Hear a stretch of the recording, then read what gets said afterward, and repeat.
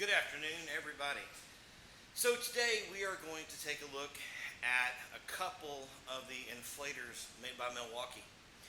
The one on the right, the M12, I've had for quite a while, and it does a pretty good job on auto tires. I have a couple other larger tires at my property, one being a skid steer, and the other day it was about 42 psi. I take it to about 60 to 65, and it timed out and overheated for 10 minutes and still didn't take it to pressure. I then read that Milwaukee had come out with an M18, and I just got it in. As you can see, the plastic is still on here. Haven't even used it yet, so you're going to get to see it used for the first time on camera. Side note, here's a great little thing you need to get to add to it. This little connector. It screws off. Inflating a tire once in a while, screw it on, take it off, no big deal. But if you do your whole vehicle or have to run around several vehicles, it is so much easier just to clip this guy on. I got this on Amazon, it's like $11. I'll put a link down below if you want to order one. And of course, quick overview on both these inflators. They come with a little tool pack on the back that has a couple different attachments to be able to inflate sports equipment or maybe an air mattress or so forth. And they both pretty much work the same from what I've seen. You power on, it will read the pressure when you connect. It'll tell you your accurate pressure, and you can set a pressure to go to. Single digits, just like single clicks, and if you hold it, jumps up in increments of 5. When you connect, set your pressure, hit the button, hands free, it fills on its own, and it stops. According to, again, what I've seen on the M18, it actually will cycle back for a second, verify the pressure before it shuts off. But again, it's supposed to be highly accurate. Another note on the batteries, I have a little bit bigger, the flat bottom battery on the M12 that I'm using. And looking at the M18, it's got a pretty big bay, so I dropped in my M8 to check it, or the 8 amp hour battery. Sure enough, it'll actually hold the big one. It'll hold the 12 amp hour battery in there as well. Because a lot of people don't use those, I'm going to use an 8 amp hour battery on the test for this one, and we'll see how it does. So, heading out to my truck, I'm going to get it down to about 40 psi, and we will do a side-by-side comparison. That's time. So here we go. Okay, I have it hooked up to one of my truck tires. I've got my tire deflated to 50 psi. I normally run 70. Hopefully you can see the screen. There's a bit of a glare. I have the preset on 70, and I have the pressure showing at 50. It's fluctuating a little bit because it's pretty hot here. So let's go start to inflate to 70 and see how long it takes. Here we go.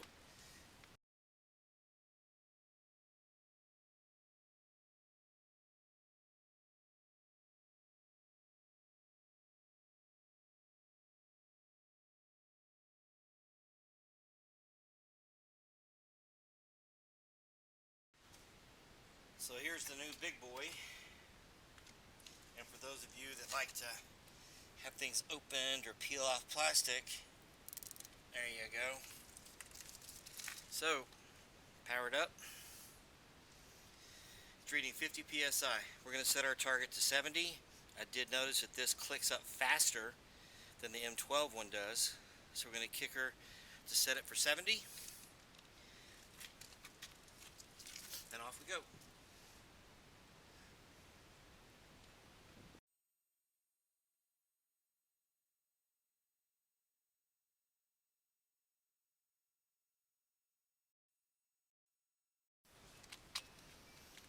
So to be a little bit more objective to typical day-to-day use, the last one was on my truck tire. It's a bigger tire, runs up at 70 psi. This is a SUV tire, Yukon, runs about 35 psi. And I'm going to go from 28 to 35, it's recommended. And that's more realistic, of around 6 or 7 pressure drop that would trigger your monitoring system to alert, hey, I've got a low tire. So let's see how quick it does compared on both of these two devices.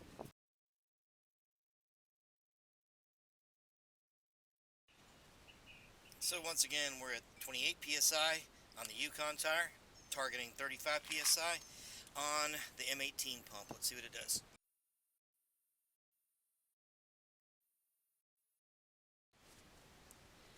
So the final test we're doing here is on my skid steer. It's got got a pretty big tire on it, as you can see over there. I run it up to 65 psi. It's currently sitting at 55. Now you're not going to see me do a test on the M12 inflator on this tire, because that inflator is the reason I bought this one.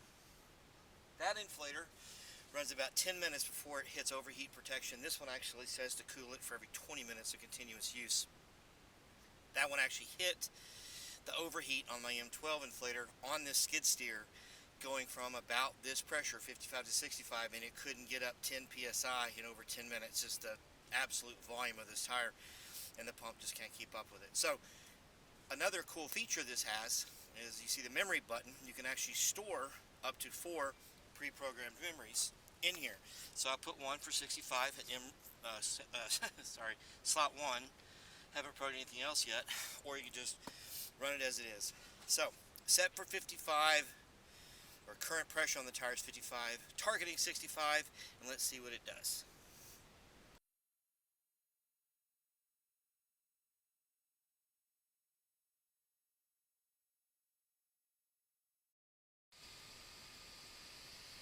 So as you can tell, the cooling fan is running in there. Again, nice that the larger inflator has a cooling fan system in it. The M12 does not have that.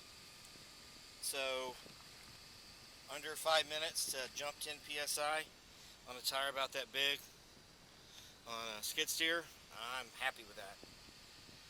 Beforehand, exact same parameters, the M12 couldn't even complete the job, and this one did it just in a few minutes. So overall, I'm happy. I'll give a final summary here at the end.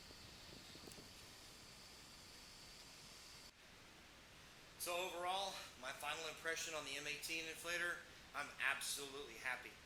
I did a great job for me. Now, I'm not going to knock the M12 for what it is.